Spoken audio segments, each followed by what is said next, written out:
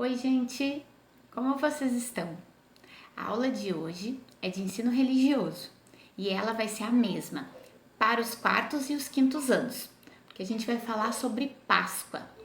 A Páscoa, gente, é uma festividade religiosa e a gente pode parar para pensar assim, tá, mas quando que ela surgiu? Qual que é o significado da Páscoa? O que tem a ver o coelhinho?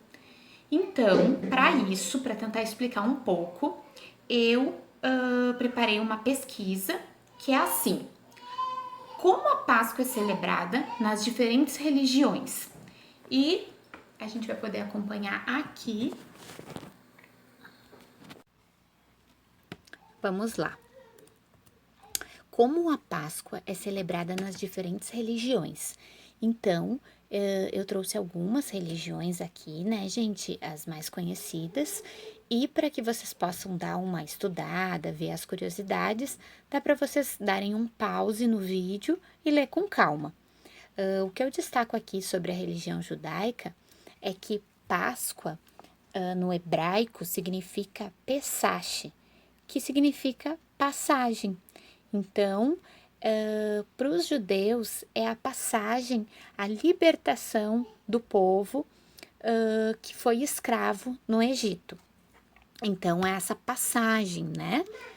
Para os evangélicos, é um período especial de estudo sobre os últimos dias da vida de Jesus de Nazaré. Para os espíritos, é um momento de renovação de si mesmo, de melhorar o seu eu e uma evolução espiritual. Para os muçulmanos, a Páscoa significa também essa renovação da fé. Para os umbandistas, eles não comemoram a Páscoa. Ali fala um depoimento, inúmeras outras datas do calendário católico festejamos, mas essa não. Só que eles respeitam muito, aceitam, respeitam, como a gente sempre conversa nas nossas aulas de ensino religioso, né, gente? Que o respeito sempre em primeiro lugar. Na religião católica, a gente vê então que a Páscoa é a data mais importante, porque celebra então a ressurreição de Jesus Cristo.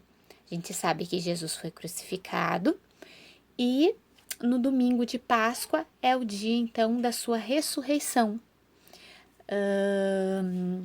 Além dessas curiosidades de cada origem, de cada história para cada religião, o que a gente mais vê nesse período de Páscoa são os símbolos. Então, aqui eu trouxe alguns dos símbolos da Páscoa: o círio pascal, o peixe, o cordeiro, o coelho, o trigo, o vinho e o pão, o ovo, os sinos, os ramos. E essa parte aqui é interessante porque a gente não entende o que tem a ver o coelho, que ele é mamífero, ele nem coloca ovos, com os ovos de Páscoa. Então ali está explicando o significado dessa simbologia, o porquê de cada um é lembrado na Páscoa.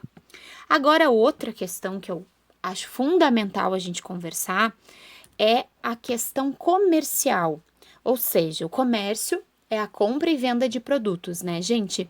Então, são as lojas, os mercados. Nesse período, a gente vê que eles enchem de produtos, então, de chocolate, de cestinha.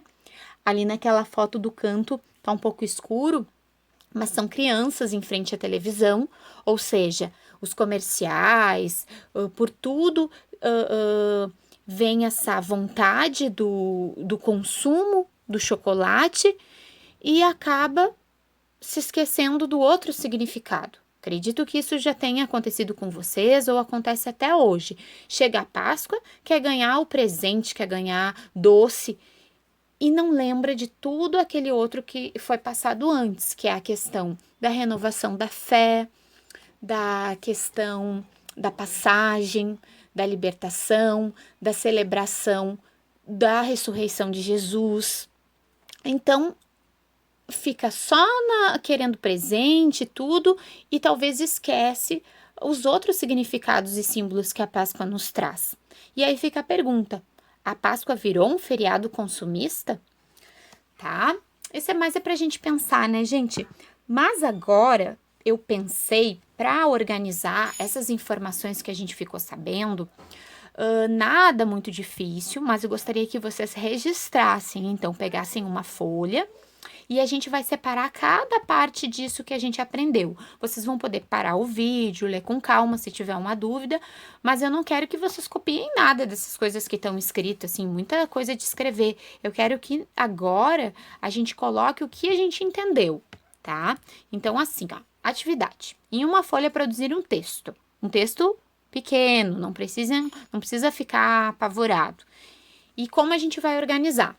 No primeiro parágrafo, então, a gente vai trazer o que a gente viu sobre a origem religiosa da Páscoa.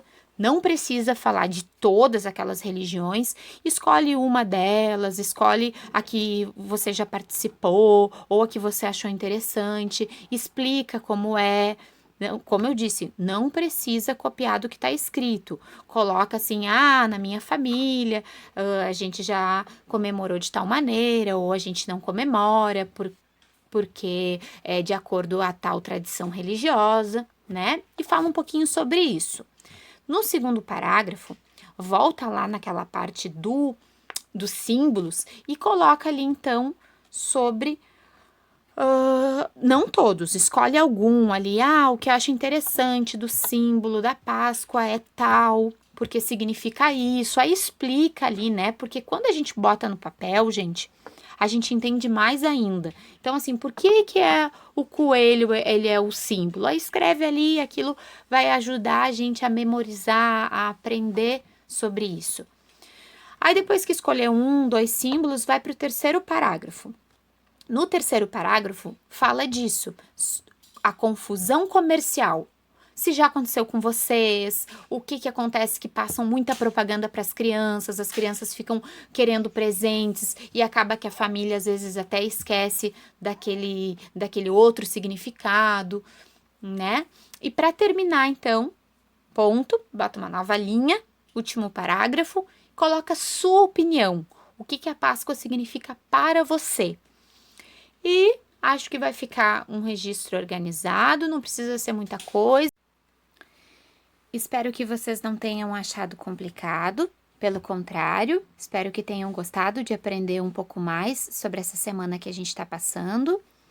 E acredito ser necessário ver esse vídeo aqui de novo para poder dar o pause naquelas telas ali e ler com calma sobre cada religião, as curiosidades que tem.